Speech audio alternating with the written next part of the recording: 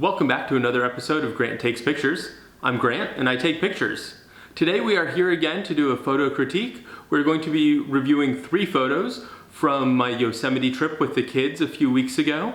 Unfortunately, I don't have Caleb with me today. That was really awesome last week to review those 2 photos with him. If you didn't see that one, I will link to it here. And hopefully I will have Caleb back for the next video to review the last 2 pictures from Yosemite. But we're starting with this one. This was at Olmsted Point. Just after the sun had set, the sky was getting dark and the moon was almost about to set as well. And I thought this was a beautiful photo. I actually didn't see this composition on my own. There was another photographer out there and she said, yeah, I think I'm gonna go take my 200mm lens and take a picture of the moon. And I said, where's the moon? It was a very small sliver, hard to see, and the sky was still pretty bright. And she said, just over there. And I said, that's gonna be a pretty picture. I'm gonna go capture it too. And I love how it turned out.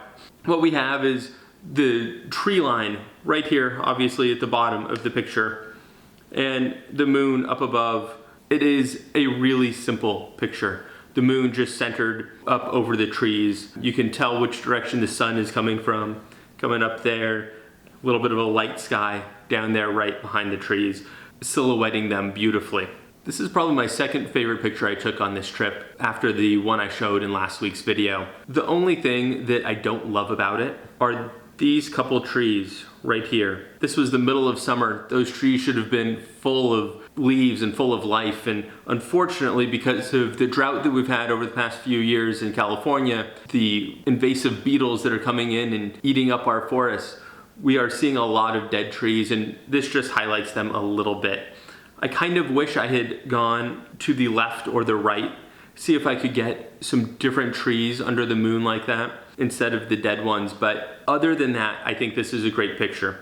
Down here at the bottom, the rocks in the trees are black, black, black. You can't see any detail in them, and they are just pure silhouettes, which I think is great for this picture. It's what I was going for. And the moon at the top is well in focus. You can see the entire disk of the moon just barely right there, with the smallest of crescents being illuminated. The only other thing that I might improve is I might have wanted to move the moon over just a little bit so it's not centered. It's kind of in that 1/3 over. And that might have helped get a different set of trees in the frame. But because these dead trees are right under the moon, they probably still would have been there, even if there had been some more lively trees off over to the right. The dead ones probably still would have been in frame. I think this is one of my better pictures, like I said, from the trip, and I'm very happy with it.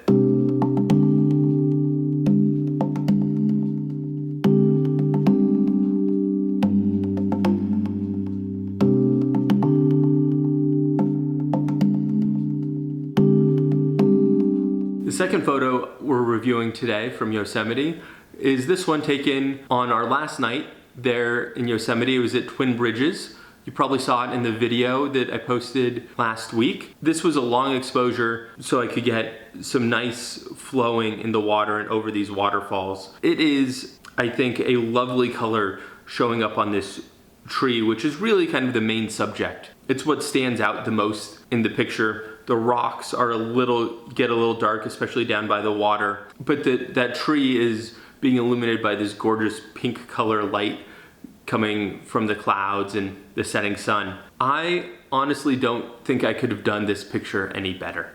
This is one of the technically better pictures I've taken. Now that I'm looking at it on my iPad, there's something I didn't notice. I will clean up before I print. There's all these spots. My lens must have been filthy. I'll go through and fix those before I print it, but it would have been very good to clean my lens before taking this picture. That's one thing I probably don't do enough, is obsessively clean my lens. There's been a number of pictures where I've had to use the spot removal tool in Lightroom. I will use that here too, and it will look beautiful. Other than that, I think this is a beautiful picture. The tree here, just like I was talking about in the previous picture, where I kind of wish I'd moved the moon to one side, the tree is kind of in this 1/3 side of the photo. The rocks kind of lead your eye up this way and up this way towards this tree. The other trees in the background have just a little bit of detail, but they're dark enough that they don't distract from the main subject of the photo. And the water has this nice milky quality all down here, especially in here and over this waterfall in the middle. And that's what I was going for, and it turned out just wonderfully.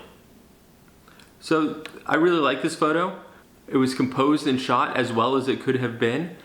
I just wish I had cleaned my gear a little bit better before I took the picture.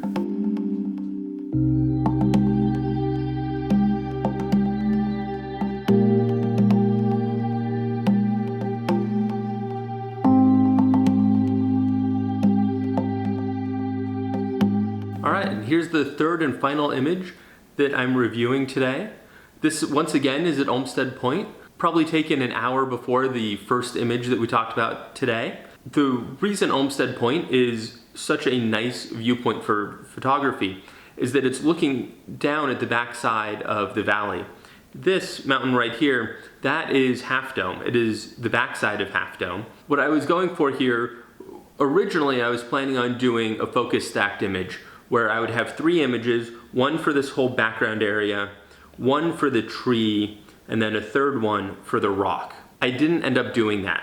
When I got this middle image, the one that focused on the tree, I liked it the way it was. I didn't feel the need to bring this rock in the foreground in focus, and I thought the background was in focus well enough. If you zoom in, if you look at Half Dome right here, it is mostly in focus. It might have been a little bit sharper. I could have done it, focus to infinity. I wasn't in this shot because that wasn't my goal. My goal was to just have the tree in focus, and I think the tree is beautifully in focus. I took this image a couple times. When I started, I was a little bit higher up, so my viewpoint brought the tree, these leaves of the tree, over here. So they intersected with the horizon. Thankfully, when I was taking the picture, I realized that, and I was able to adjust where my camera was and raise the tree up a little bit by lowering my camera. And I made it so there was this clear gap between the mountain, the horizon, and the tree. So that was one of the things that I thought made this a better image. Also, of course, the light is a beautiful color, just coming in here, hitting the side of the tree, illuminating the bark. You can see the beautiful color and detail there on the right side, but you still have enough light illuminating the left side so you have some details there as well. Overall, I think this is a lovely image. It doesn't grab me the way the 2 previous images did. At the same time, I really like images of just solo lone trees kind of by themselves in their natural habitat. So that's what I was trying to go for here. I think I succeeded in that. There are a couple other lone trees that I have in my portfolio, and this one will be a nice addition to that. All 3 of these images are available for sale on my website at granthenninger.com. I'm going to limit it to 5 copies of each image. They will be signed and numbered by myself. If you would like one, just hop on over, granthenninger.com, click on prints, and they will be there. If you have liked this video, if you like my photo critiques, hit that like button, subscribe to my channel. Next week, we will be finishing out the last 2 images from Yosemite, and we'll also be showing a video later this week of me trying to learn how to take good pictures of fireworks. So I hope you enjoy that, and hopefully next week for the final 2 images from Yosemite. See you then.